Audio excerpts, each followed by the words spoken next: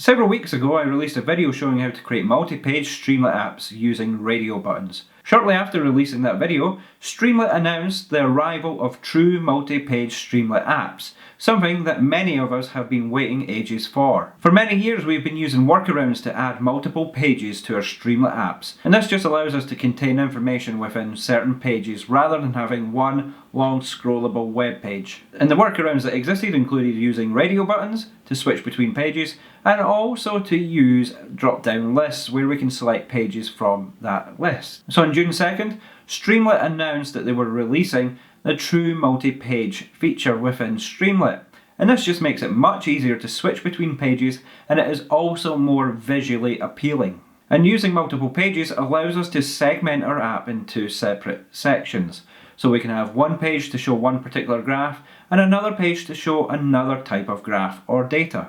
In this way, it allows us to contain those sections within single pages rather than having one long continuous scrolling page with different graphs and different data, which can become a bit of a headache. However, be aware that you still need to cache data so that it is retained when you switch pages. In this week's video, I'm going to show you how to convert from an existing Streamlit app that uses radio buttons to switch between pages to the more modern way of dealing with multiple pages. So let's jump over to VS Code and see how we can get going.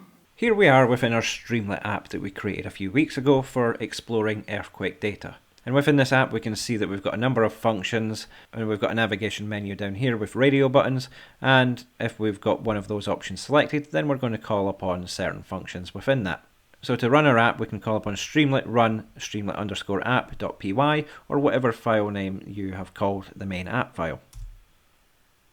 So once that is up and running, you can see that we've got a sidebar and we've got a navigation menu here using radio buttons. And what we would do is upload the CSV file, and then we navigate through different pages. So we've got data summary, data header, scatter plots, and fancy plots as well.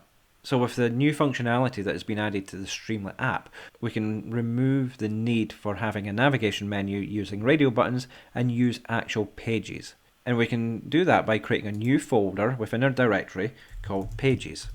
And within that, we can create a new file, and we will call this one data summary.py. And you'll see right away that the Streamlit app has updated. So we've got our Streamlit app, which is our home page, and then we've got the data summary page, which if we click on, nothing appears. However, all of the sidebar disappears from the previous page. And to check that we've actually got something working here, we need to import Streamlit first as st, and then we can call upon st.write and then pass in some text and save that, and then go back to our app and rerun. And then we can see that we've got the text. So what we want to do now is just add a few more pages, and we can do that by right clicking on the pages subdirectory, creating a new file, and we'll call this one data header.py, and we will also add a new one for our scatterplot.py, and final one is we'll call plotly scatter.py. So you can see that the menu is now updating automatically with these. However, they're in alphabetical order, and if we want to reorder these, and what we can do is prefix each of these files with a number. So for example, maybe I want the data summary at the top, and what we can do is right click on that, go to the start of it and type in 01 underscore, and you'll see on the app that that has now moved to the top. And then we want data header as number 2, and maybe we want the scatter plot from matplotlib as number 3. We don't have to give a number to this one, but just to make things neater, I will do. So we can see now that we've got them in the numerical order that we have here. Data summary, data header, scatter plot, and then plotly scatter. So with our existing app, we have a number of functions within here to read the statistics of the data frame, to read the header, and to also display the two. The next step is then to start transitioning or transferring these functions over to their respective files. So for this one here, we're going to copy this code here for the data summary, We then just need to paste that into our file and then just tidy up the formatting. And you'll notice that DF is highlighted here with a yellow squiggle underneath it. And that means that that variable has not been found. So what we need to do then is we need to use Streamlit's session state to be able to transfer the data frame across. And we can do that by going down to this part of the code here where we're checking if we've uploaded the file and then creating our data frame. And then we call upon st.sessionState and we create a new variable name and we'll call that df and we'll set that equal to the variable df here. So once we've saved that, we can just copy this little bit of text and go into the data summary page, and just to keep things neat I will create a new variable here called df, and it's going to get the data frame from the session state, and you can see that df is now no longer highlighted. So if we save that and go back to our Streamlit app and just make sure we've rerun it, and we can also select always rerun just to make sure that the updates are always applied when we save the file. We then need to upload our file, and we can see that the file has now been uploaded and we've got a change of text here. And then we go into the data summary tab and we can see the statistics of the data frame. So we've got each of the numerical columns within the data frame here like we had before. So now it's in its own page and we can switch back and forth between the home page and the rest. So we just need to update the remainder of the functions. Next one is going to be the data header, and we'll put that into the data header file.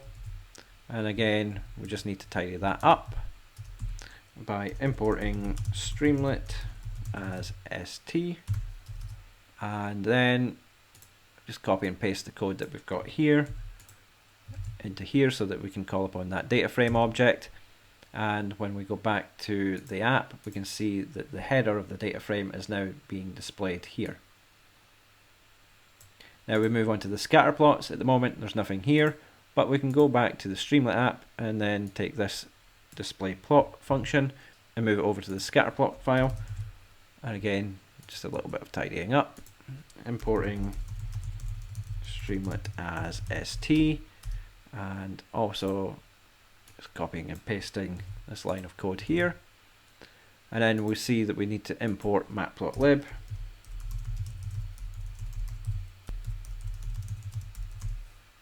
as plt, and when we save that, and we can go back to our file and go to the Streamlit app and then come back to the scatterplot page, we can see that we've got our scatterplot from matplotlib. And then finally we've got one more function to bring across, and that is our plotly scatterplot. And we just copy out the code here and go to our plotly scatterplot file and paste that in, and then import Streamlit as st, import plotly.express as px, and finally again we just need to copy and paste that in here. And when we go back to Streamlit, we can go to plotly scatter, and then we see we have the x and the y axis. And just to check that the functionality is there, we can select the longitude and the latitude, and then we can see where all of the earthquakes actually occurred. So now that we've got these functions out of this file here, the main file, we can remove them from here. And we can also remove the navigation options that we have down the bottom, and we can also remove the sidebar navigation radio buttons here, and that should tidy up the app nicely. So if I go back to the Streamlit app, we can then see that we're back to where we were. We can then upload the file and then start going through the individual pages. So one thing to point out when using this new menu system is that the icon defaults to this sort of new file icon.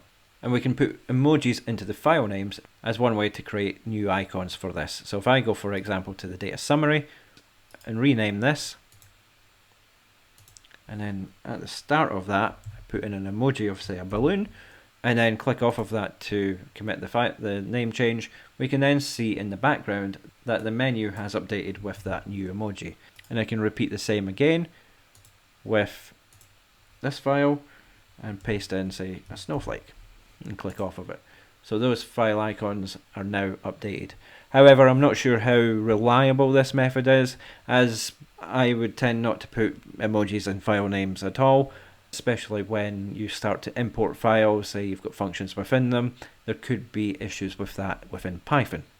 And that's all there is to it for converting an existing Streamlit multi-page app using radio buttons to the more modern and new way of doing things with multiple pages. And there we have it. We've seen how we can convert from the old way of switching pages within Streamlit to the more modern way using the multi-page feature. We have seen how we can add icons to our menu and also how we can carry data over between the different pages. If you've enjoyed this week's video, be sure to give it a thumbs up, and if you want to see more content from this channel, make sure you click on that subscribe button and ding that notification bell.